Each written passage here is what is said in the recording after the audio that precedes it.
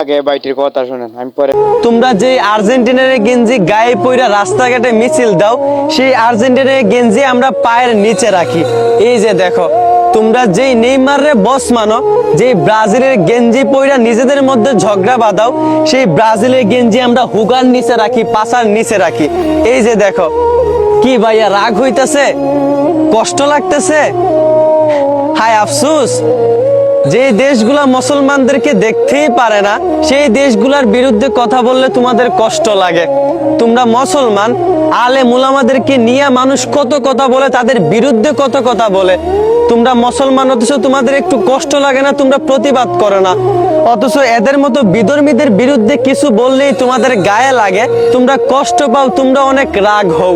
আরে ভাই, খেলা আমরাও দেখি, খেলা আমরাও পছন্দ করি, ওর খেলা অনেক ভালো লাগে, তবে আমি তার অন্ধ ভক্ত না।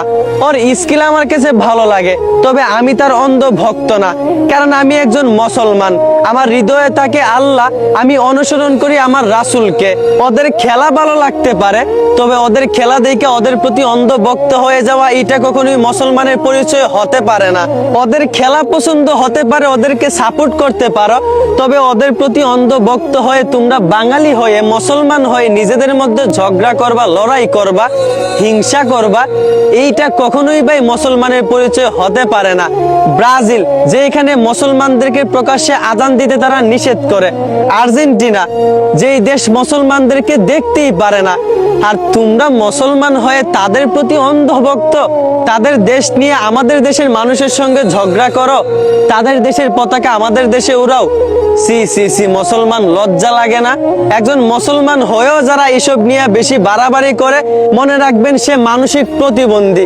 কারণ কোন সুস্থ মস্তিষ্কের মানুষ, কোন সুস্থ মুসলমান এইসব নিয়ে বাড়াবাড়ি করতে পারে না।